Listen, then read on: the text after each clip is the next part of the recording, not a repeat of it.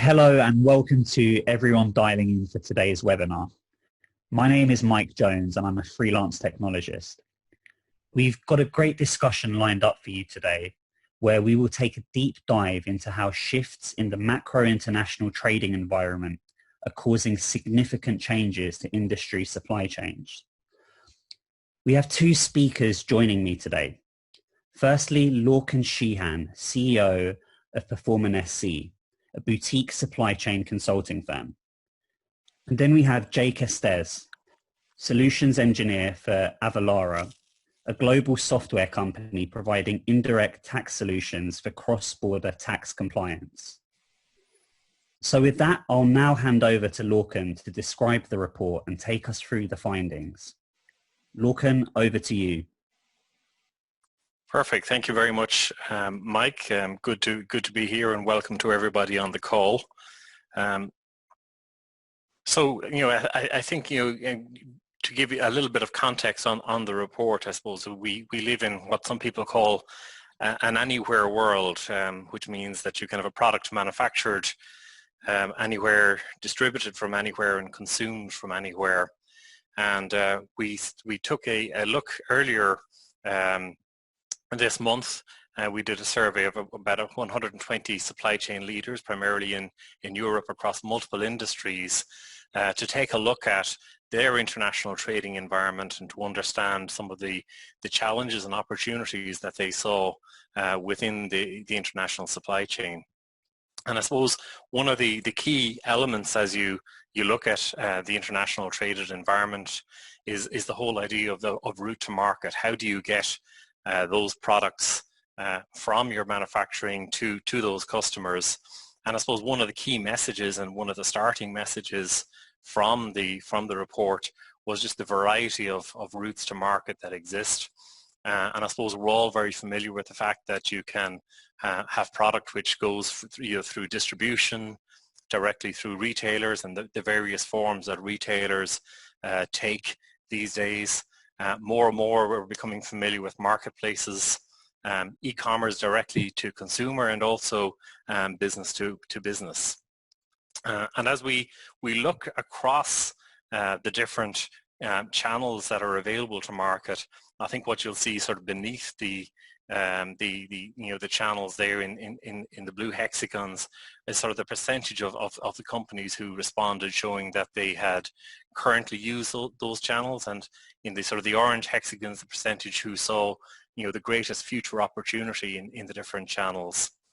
And I suppose a couple of pieces to think through from a supply chain perspective is I suppose if you add up and you look across all of the different companies that were there, over 90% of the companies who responded were already serving two channels or more.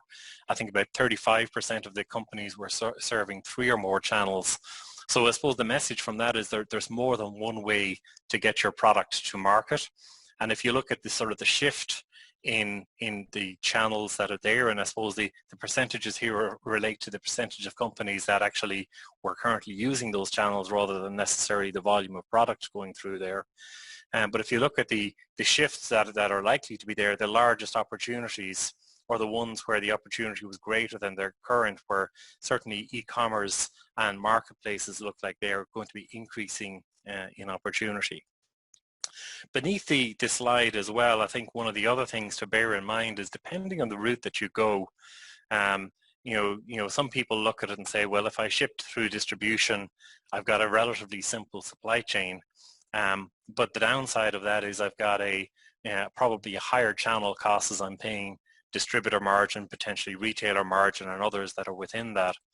And as I get closer to my end customer, I suppose the channel cost decreases, but potentially the level of complexity that I'm taking on within my supply chain increases as I get closer to those customers. So there's a whole channel discussion, and particularly as this evolves for companies and their decisions to take as to which channels they route their products through, which are the most appropriate ones for their customer. Some of this they get to control, but in many cases the consumer is taking a larger and larger portion of deciding where they actually consume their products. So one of the earlier questions that we asked the people in the survey were just what are some of the key challenges that they faced when they looked to international commerce. And we gave them I suppose a variety of things to choose from. And I suppose it's interesting if you look at the top challenges that companies have. It wasn't necessarily the execution elements. It wasn't a case of, well, how do I ship a product from A to B or from B to C? Although the management of international logistics and returns is up there.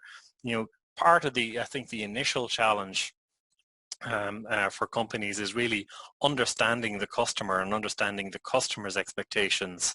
And that goes across a number of different areas. It's understanding their delivery expectations, understanding sort of the local regulatory requirements that are there, the types of payment types as well that customers are looking to engage with. So it's how do you get that intelligence to be able to design something market by market, in some cases region by region. So you could look at the EU as one market for some companies, but others will sort of say, well, consumers in the Nordics behave very differently from consumers in the UK, which behave very differently from consumers in Southern Europe. So that understanding of local delivery, local consumer requirements, local regulatory requirements, whether that's a European context or an international context, are all very relevant and are some of the challenges that are there. I would say a very close second, when you look to the understanding the market requirements, is then how do you execute in those markets in a sort of a compliant manner, and that's where you see things like trade compliance and managing the accurate sales and reporting, those elements of international trade, which I think many people sort of take for granted until they actually sort of start hitting those challenges, are also sort of high on the list and are things that need to be addressed as you get closer to that consumer and as you try and open up the opportunities that exist in many markets. So we asked companies to give us some insights as to how do they address, and I suppose if we take the first piece and the first challenge we talked about there was understanding local markets. How do they get that insight into markets that they may or may not have a presence in, they may or may not have resources in. And I think if I look at the delivery expectations and payment expectations, the primary responses that came back were benchmarking other local marketplaces.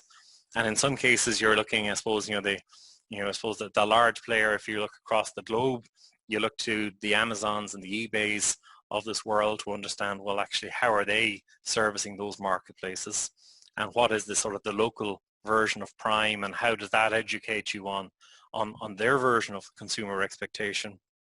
But companies also look beyond that to, say, some of the local retailers that are servicing those markets to understand, well, how does a John Lewis serve the UK, or how does another retailer in the Benelux serve that market, and what are the types of expectations that their customers have of how late can they order for next day, or in some cases for same day delivery, and how does that vary when you look at city by city, region by region, and then in some cases product by product.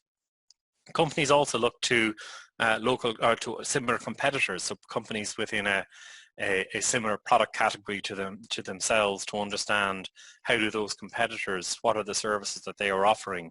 Are they offering free shipping? Are they offering next day, 2 day, same day type of services? And I suppose beyond looking at the local marketplaces, it's very important to understand, well, what's the voice of the customer? So companies that are already active in these markets may look to things like customer surveys, take a look at the actual market data and review when do companies actually or when do consumers actually place their orders during the day, to see if there's a natural breakpoint or a natural requirement for that, and then get feedback from things like Net Promoter Score surveys or other pieces to be able to drive the input on the market requirements. As you move across to some of the regulatory and the packaging, the sustainability requirements, again, this varies by market. So even in Europe, where you have, common terms such as "we" or common pieces like, green dot on the packaging side of things, what you frequently find is that the interpretation of those and the implementation of those on a country-by-country basis can be quite different. So companies tend to look to trade and industry groups to help them understand some of those requirements. They look to government agencies to help get what are the regulations, what are the pieces that they need to require to comply with. But I think in both cases, actually, leveraging the partner experience, so where you've got a third-party logistics partner, where you've got software or technical partners, or you've got other local partners that you can leverage, it has also been shown as a very, very good source in each of these cases. And I think the last thing to remember on this slide is that this isn't you do it once and it's done. These expectations continue to evolve. So it's something that, companies need to continue to stay on top of and to retain some focus around. So particularly when you look to e-commerce and how companies, as they are getting, I suppose, almost closest to their end consumer, the opportunity here is not just around delivery expectation, it's not just around price. There's probably 8 or 10 different customer touch points that need to be, to be managed and to happen in a fairly seamless manner. You've the pre-purchase survey and research, you've got purchase experience online, the communications from your warehouse, you've got shipment communications, you've got the delivery experience, the packaging experience, is the product coming in a way that is presentable and in a sustainable way to the consumer, the user experience of the product right through support and billing. So you've got, I suppose, 8 or 10 opportunities to get it right, and you've potentially got 8 or 10 opportunities potentially to get it wrong as well. And we looked across the companies surveyed to understand how much of this is something that they do internally versus they work through a partner. And you can see here there's a real partner ecosystem, and in some cases this could be a single partner, in other cases it's choosing best of breeds, whether that's around web store development or payment services or warehousing and fulfillment or the various other pieces that are listed here. And I suppose the intriguing elements as we look to this is to understand, well, which are the elements that companies seem to place most, I suppose, importance on managing themselves and I suppose having greater direct control versus the elements where they are more willing or maybe they need more to rely on partners to help them to execute. And I suppose the two really that stand out as the ones which are, I suppose, close to touching that customer is the customer service piece, where you've got 76% manage that internally. And you've also then got the warehouse and fulfillment piece, which interestingly enough is 83% managing internally. And if you look to the flip side of that, you look then to things like sales tax calculation, which I know Jake's going to talk to in a little while. And you also look to importer of record as ones where I suppose maybe companies feel that they don't necessarily add the same value, or I think in more likely to be the case that they don't necessarily have the expertise internally to be able to ensure that they can execute this confidently, reliably in a manner that meets the customer's expectations. I just have a quick question on that slide, Lorcan, if that's okay. Yeah, go ahead, yeah. With respect to enterprises now kind of advancing their POC, DLT solutions for their supply chain, so kind of moving into kind of beta stage and alpha stage and in production. How do you see some of these different facets becoming more streamlined? And do you think that will help in terms of helping companies reduce their costs, etc.? Yeah, I think where in the past we would have seen many of these individual services being a sort of a network of sort of individual partners. So potentially to execute here, you either needed to build up this capability internally across, all of these different sort of elements of the value chain, or potentially you needed to string together quite a number of partners. I think what we're now seeing are logistics providers who will potentially offer 4 or 5 of these, or you'll see platforms, web platforms, which will incorporate or be linked to payment services, which will be linked to will have elements to sort of manage sales tax calculation and various other pieces in the background behind this. So you almost have a network effect, which in some respects sort of simplifies the process of actually setting this up for an individual enterprise or an individual company, and creates these sort of networks of partners who can solve, I suppose, more than one element of this value. Yeah. Hopefully that answers or that question. Thank you. So if you look to the sort of the other major challenge that we sort of we saw from the earlier slide is, well, how do you ensure export and trade compliance, for and how do you organize that compliance?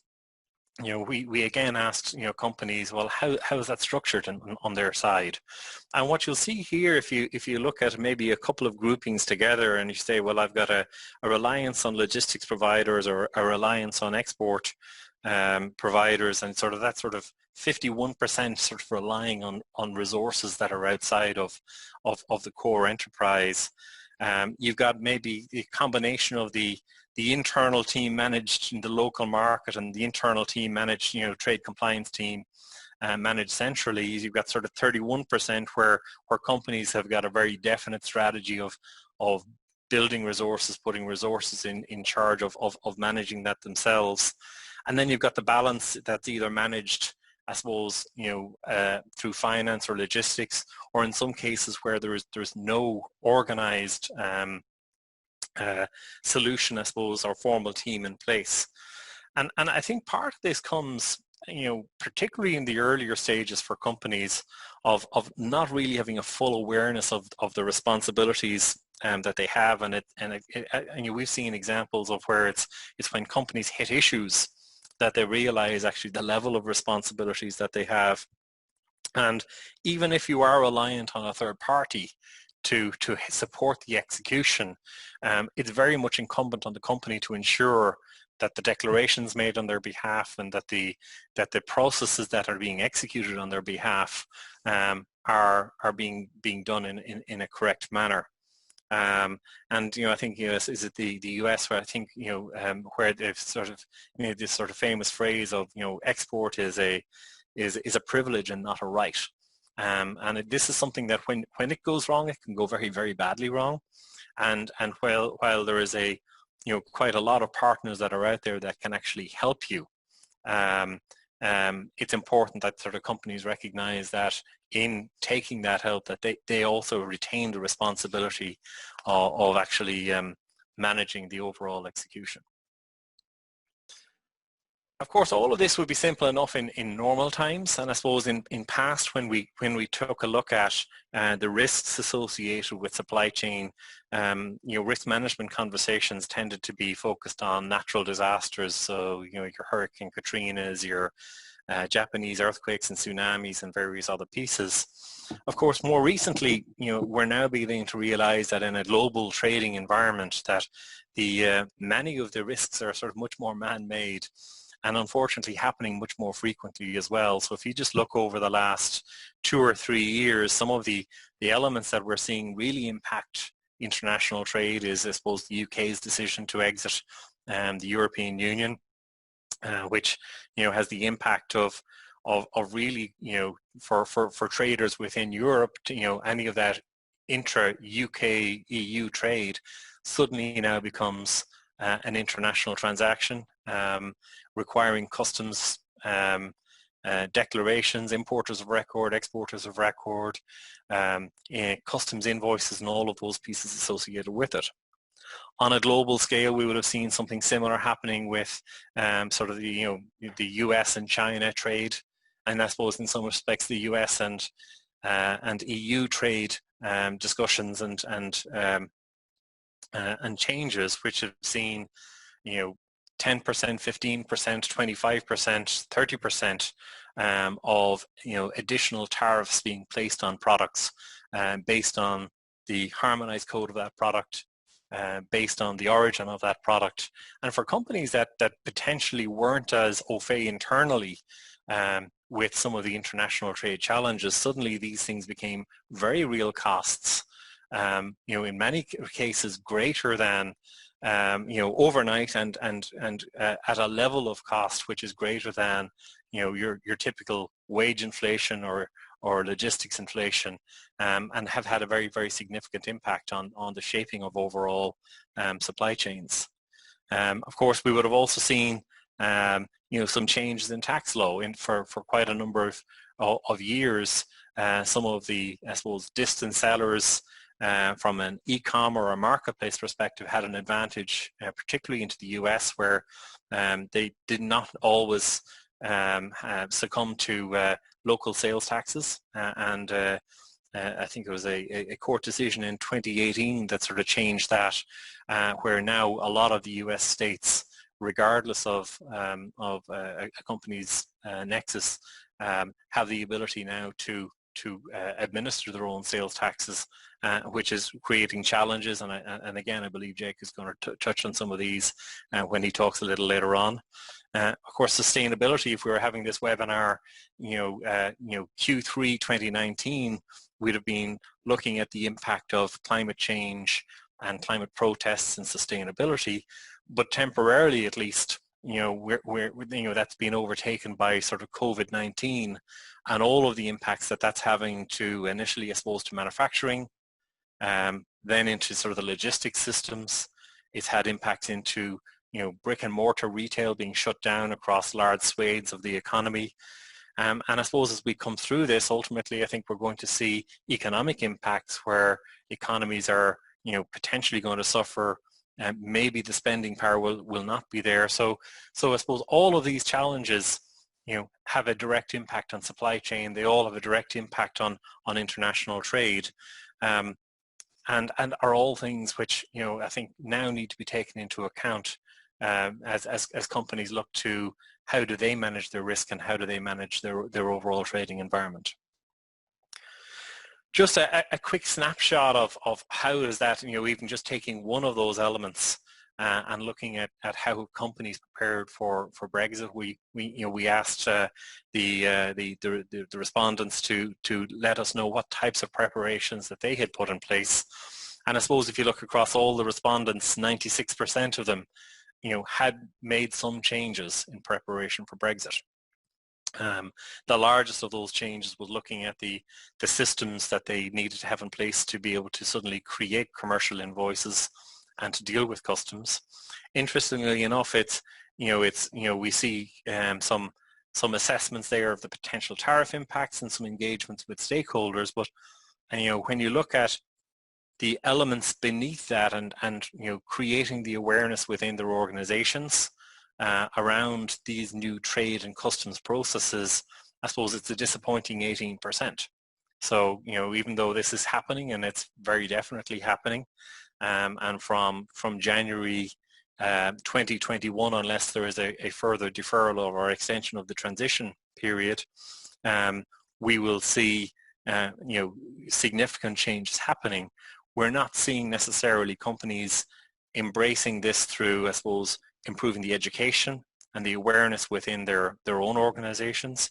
And even, something where you see 79% of people looking at the systems for commercial invoices, but only 33% looking at the harmonized codes, which are an essential part of those invoices that sort of feed into ensuring the correct products. You see slightly different priorities in companies' preparation for Brexit. drilling a little bit further down on that, I suppose you look to to that product classification piece, which I'm not sure if how many of you have gone through this recently, but it is quite an interesting and potentially a tedious process if you try and do this thing manually. You're trying to understand the particular classifications, particular product, where does that fit within the realm, and how do different countries and different markets interpret each of these pieces. And we ask companies to tell us, well, how do they manage that today? And you see, just over a third of them manage that internally. You see a similar number managing, relying on third-party logistics providers, or another 13% relying on suppliers for that. But this is an important, I suppose, foundation of some of the international trade elements. And again, you see a situation where not all companies are taking control of that themselves, and where there is a reliance on third parties to be part of that. And only a small percentage who use today, but I suppose a significant percentage who use specialist services from providers such as Avalara. And as a final piece before I let Jake walk us through some of his pieces, it's really to take a look and I suppose remind companies of the role of third-party logistics and other providers within the supply chain. And I suppose we just pulled here, I suppose, some of the elements from the different slides, where we see, about a third of them relying on the 3PL for product classification.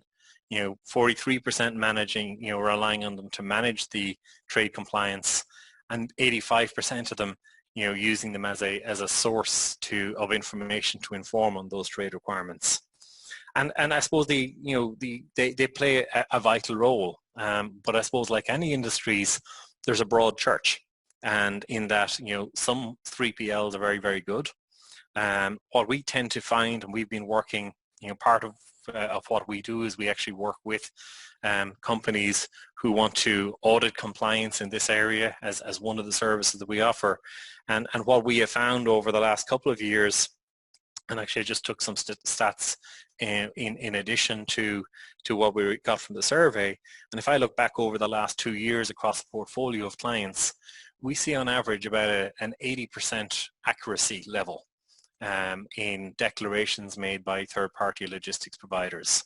And of the 20% inaccuracy, about just over about 37% of those inaccuracies resulted in either an over or an under declaration of tariffs and duties. So I suppose again, to reinforce the message here, there is a lot of help out there. I think what you'll find when you're dealing with your third-party logistics provider is some are excellent in some countries, some are excellent in other countries. But the responsibility remains with the companies, that where you're making declarations or somebody's making declarations on your behalf, to ensure that those are done correctly and accurately. So with that, I think I'll hand over to Jake. Thanks, Lorcan. Hi, everyone. This is Jake Estes with Avalara. I've got a few slides here I wanted to take you through.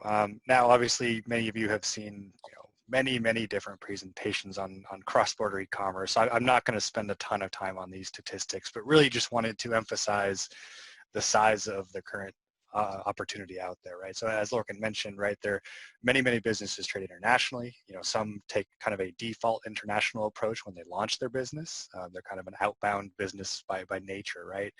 And just to kind of put this in perspective, we partnered with Accenture and a firm called NAPCO Research, and they came up with some pretty interesting figures, in that currently the estimated total market size in 2020 for cross-border sales is in excess of $1 trillion.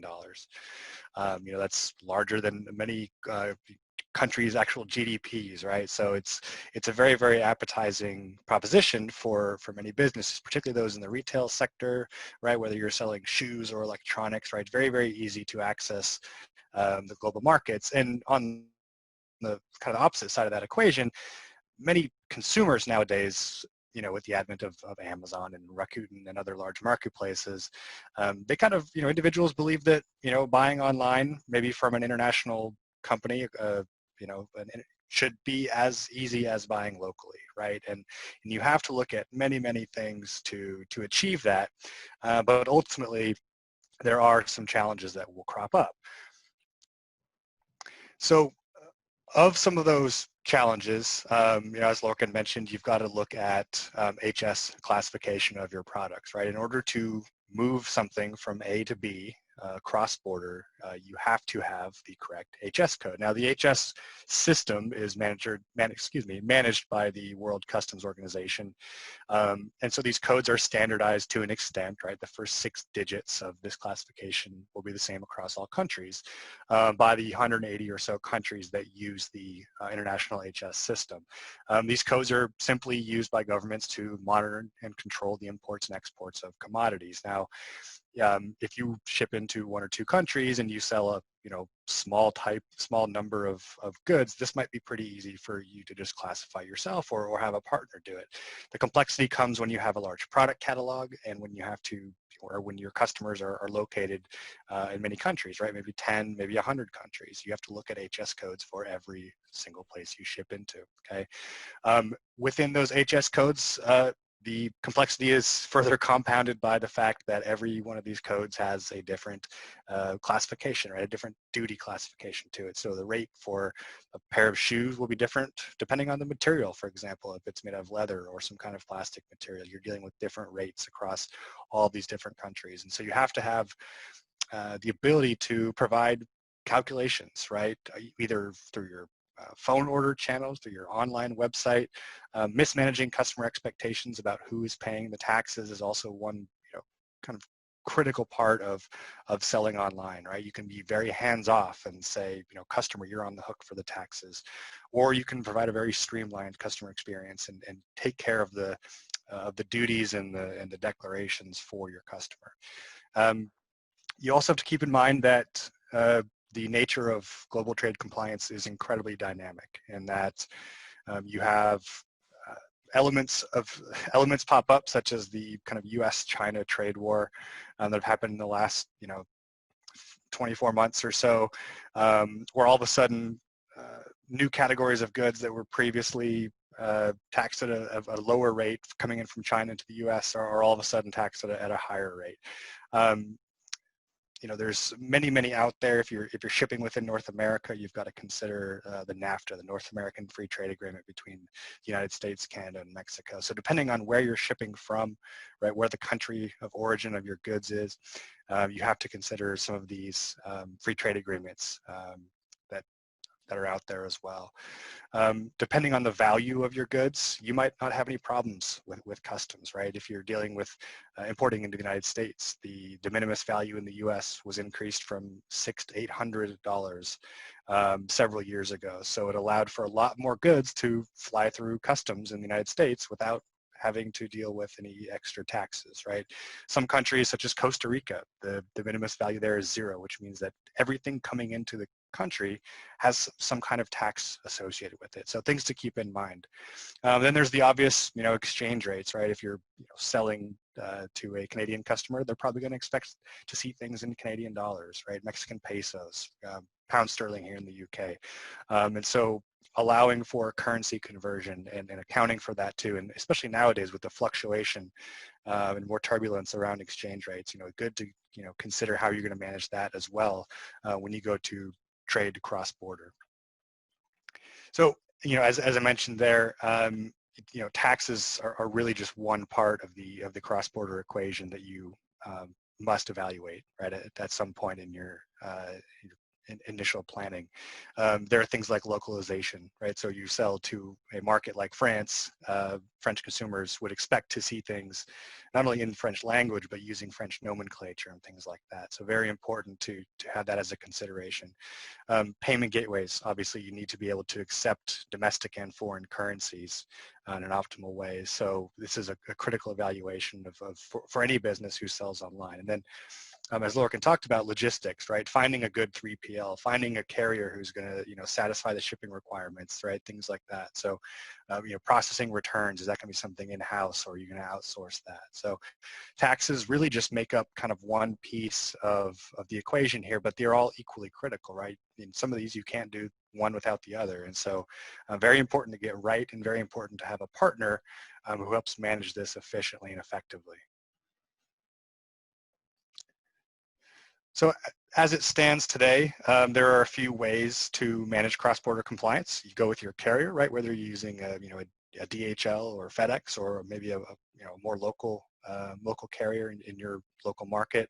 You can hire a broker or attorney to help you with classification and with applying the correct duty amounts, and they'll do all of the research for you.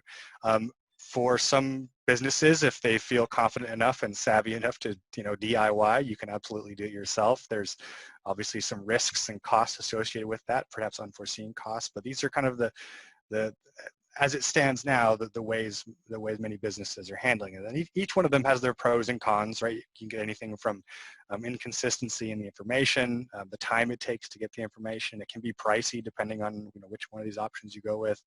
And you need something that can plug into systems you use and provide duty rates. If you want to look up something yourself, that's fine, but to having a more dynamic way to assess duty amounts on your orders is very critical as well.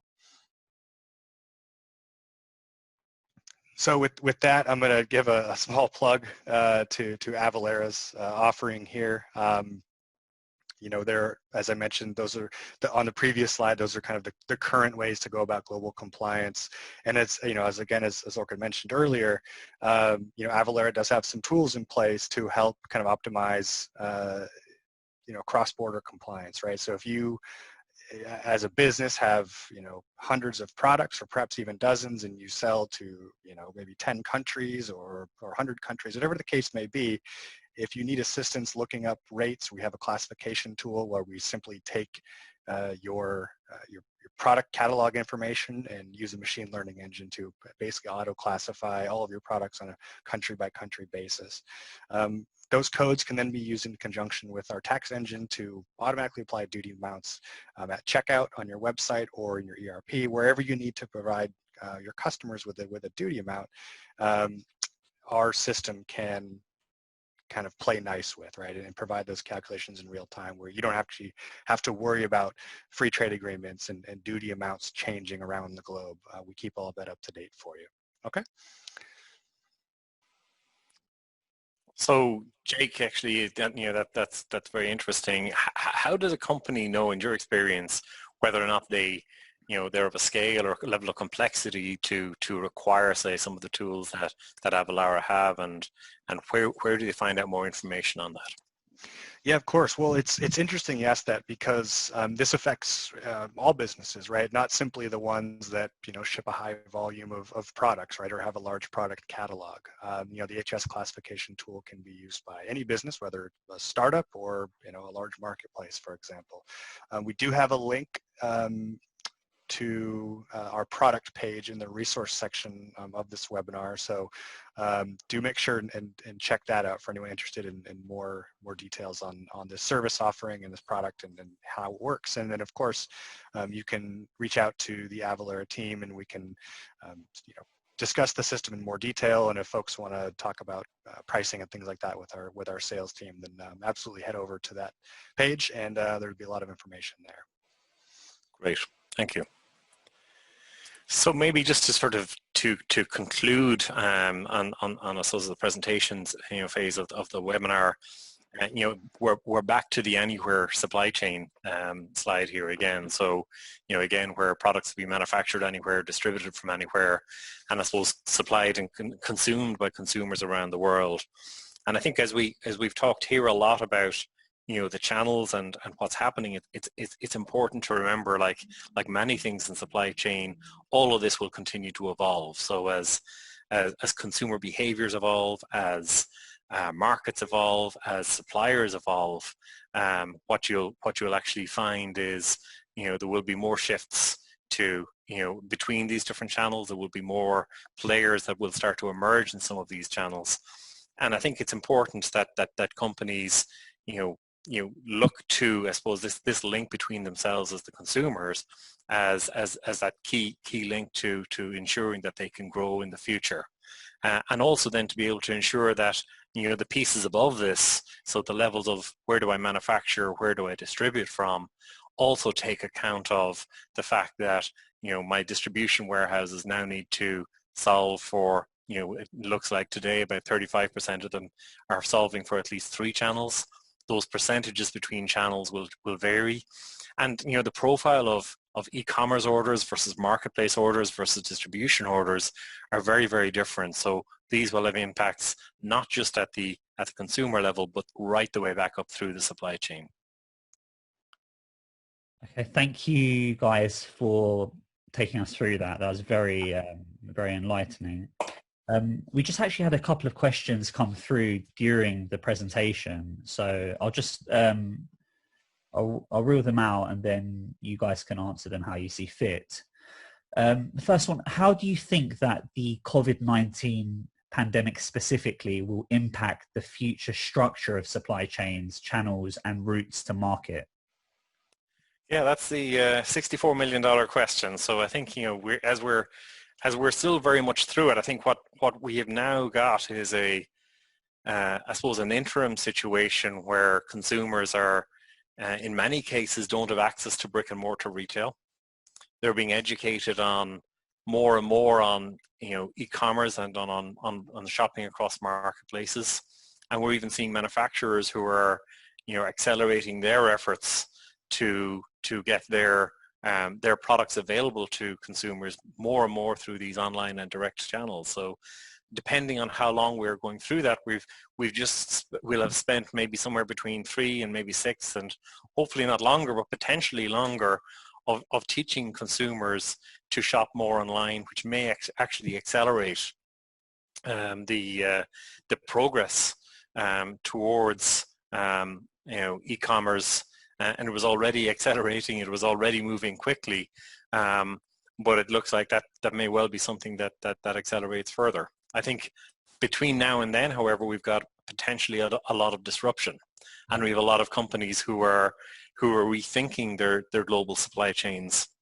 And I suppose, fortunately or unfortunately, when you see a large disruption like this, and I'd go back to, say, Japanese earthquake, I think it was 2011, when companies got this sort of major shock to their supply chain, probably less major than the COVID-19 one.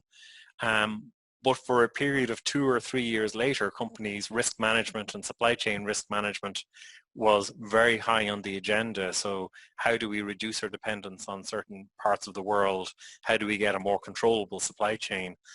Although I think experience has taught us that over time, cost and other pieces tend to take a higher priority for companies. So the religion that they potentially get around risk management tends to dissipate a little bit over time. But I certainly see I certainly see companies reevaluating those routes to market.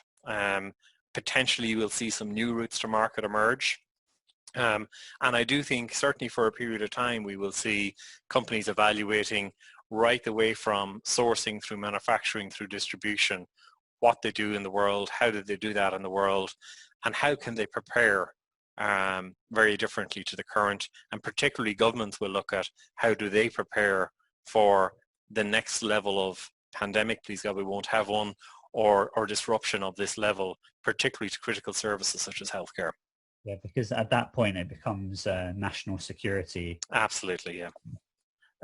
Thank you for that. Our next question is, our carrier takes care of the duties when we ship overseas.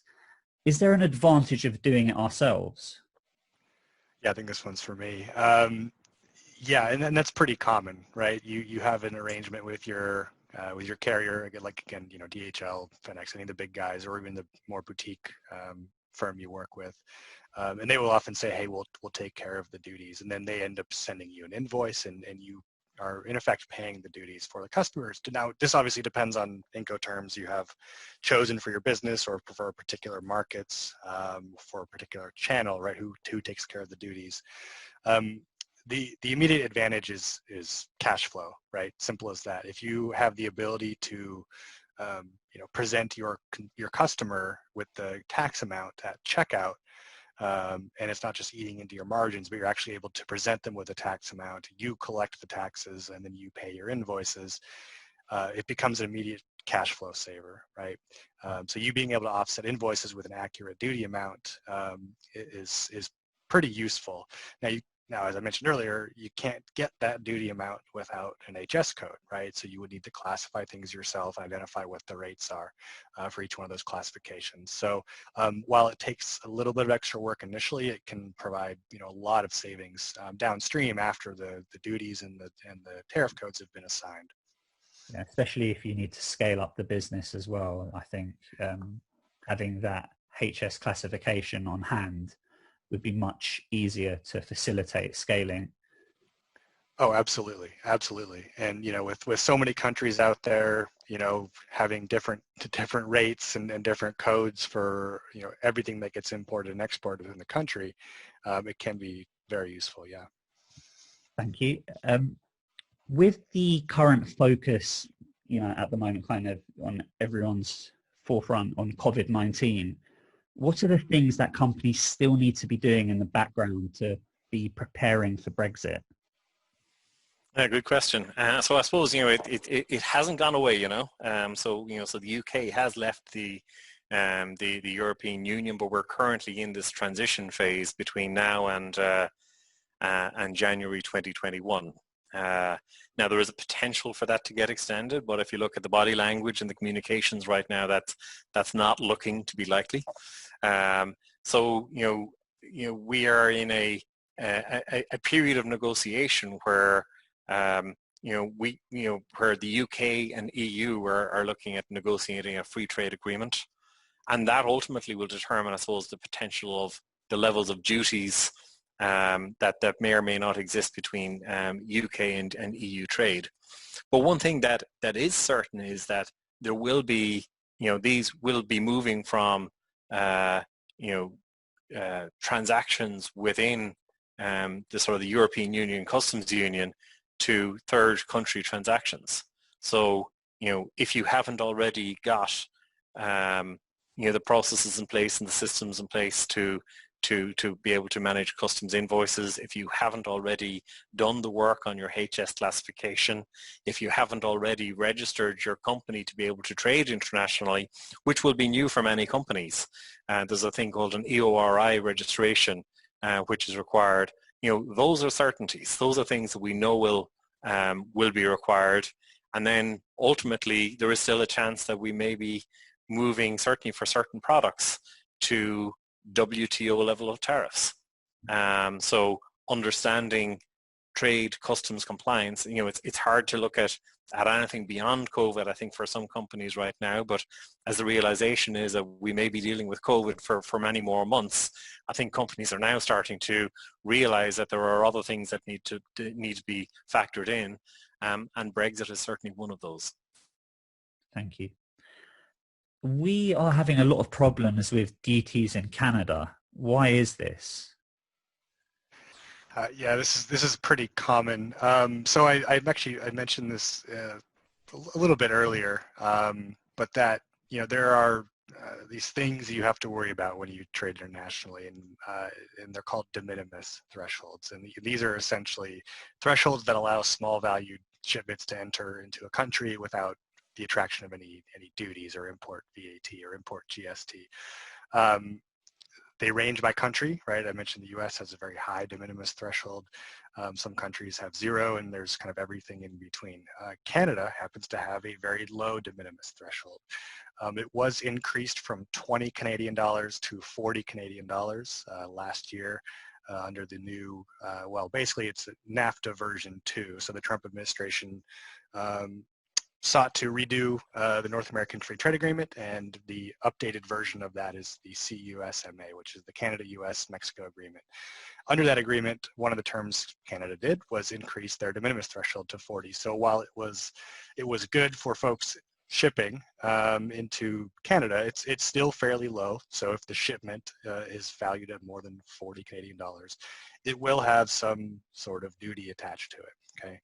Now what that means is that businesses who are used to shipping into the US and having that de minimis of $800 still have to consider if their shipments will attract Canadian duties. So that's the biggest issue that we see with folks shipping into Canada is they don't do their homework and they are hit with duties and taxes they have to pay. Okay, Canada has a different threshold for taxes for the import GST, but the duties are anything above $40.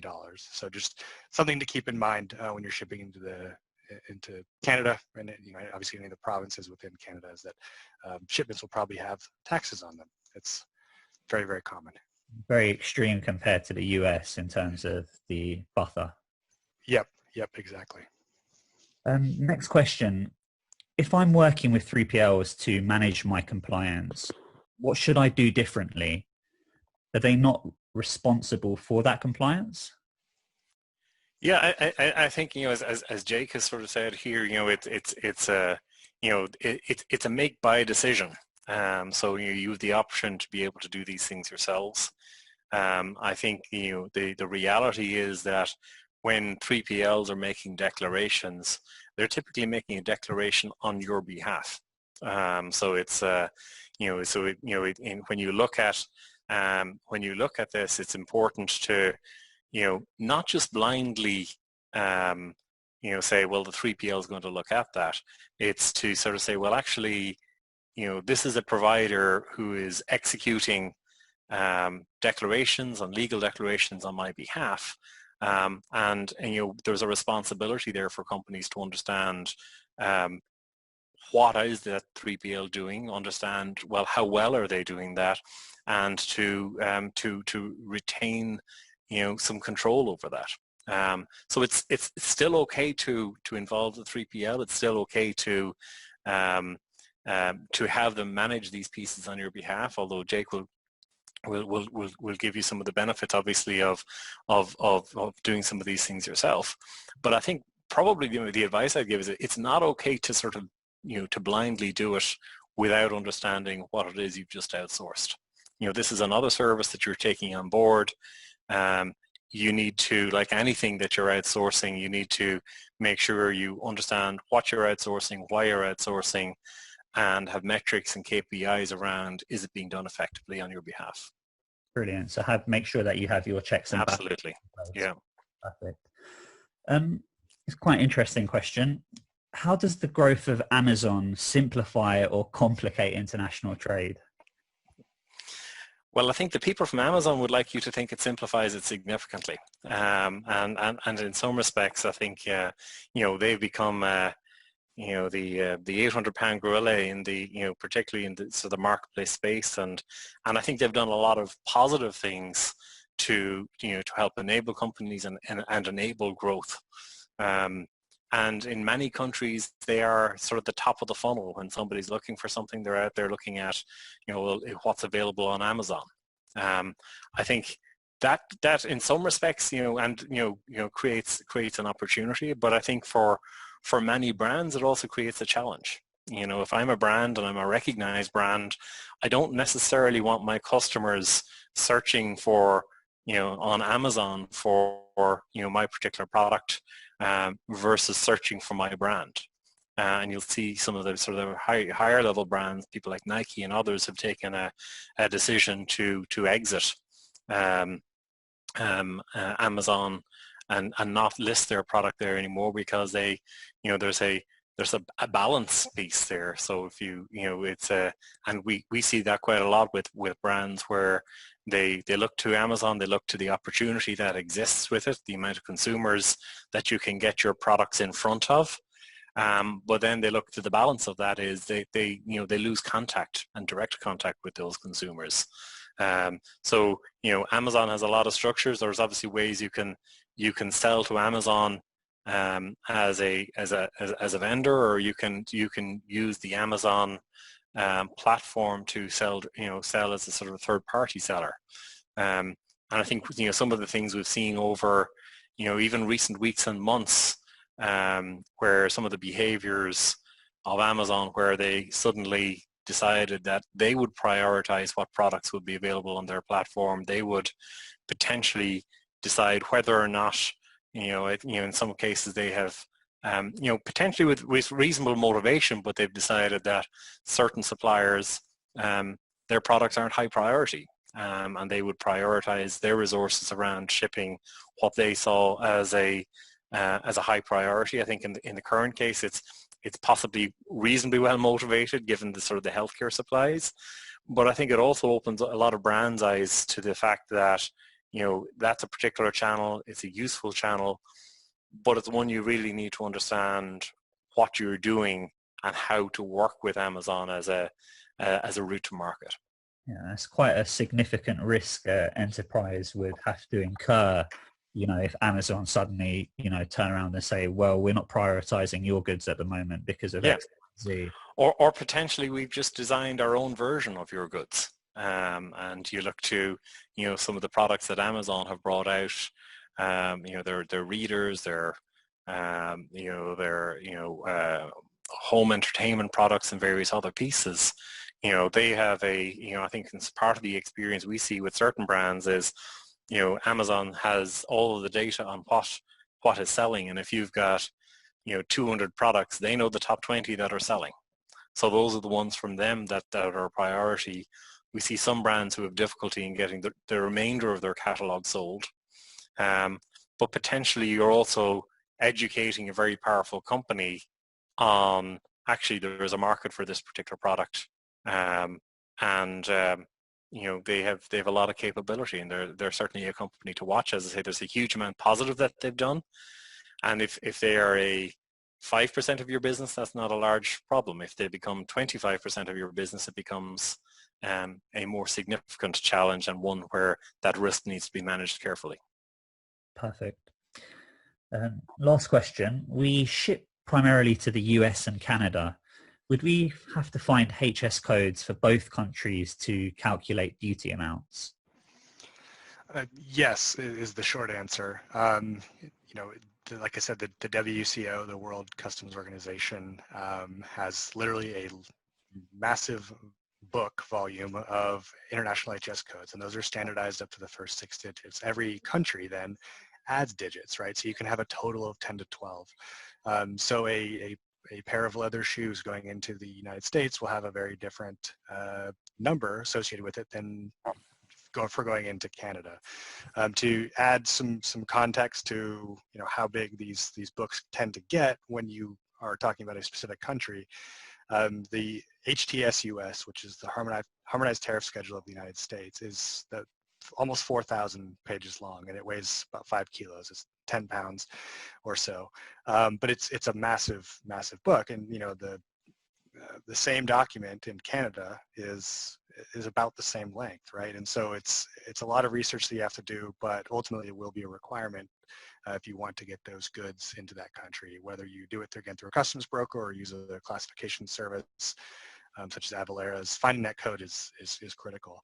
Lorcan, you mentioned a statistic earlier. I thought was kind of interesting because it actually lines up with a stat that I found, and that 80% of the time the customs declarations are incorrect. Well, the Canadian government, the CRA, Canada Revenue Agency, found that 20% of goods coming into Canada were misclassified. So this is a very, very real problem, and it can result in incorrect paperwork, products, shipments getting held in customs, for a few days or a few weeks, depending on how long it takes to resolve the problem. But really the take home here is, every country is going to have a different set of codes and different set of regulations you have to adhere to in order to ship and sell successfully into that country. Jake, with respect to Avalara's, if someone wanted to employ Avalara's systems to do their HS classifications, out of interest, how does Avalara kind of stay on top of the evolving landscape themselves to make sure that the right classifications are going into the system for the end user to use? Sure. So it's the content within the engine is kind of a hybrid of software and services. So we have a team of several hundred what we call content researchers, and these folks are constantly looking at regulations, and when a government updates a change, whether it's a change to the HS schedule or if it's a change to a duty rate with one of those codes in the schedule, we update our software accordingly. So when our customers use the HS classification tool, for example, we take a list of all of the products that they sell and basically run it through a semantic intelligence engine. And that spits out a classification, which our team then reviews and says, okay, the engine has done it correctly. We then send the customer back those classifications. So it's kind of a mix of software and human eyes that get put on the service. A good synthetic mix. Yeah, yeah.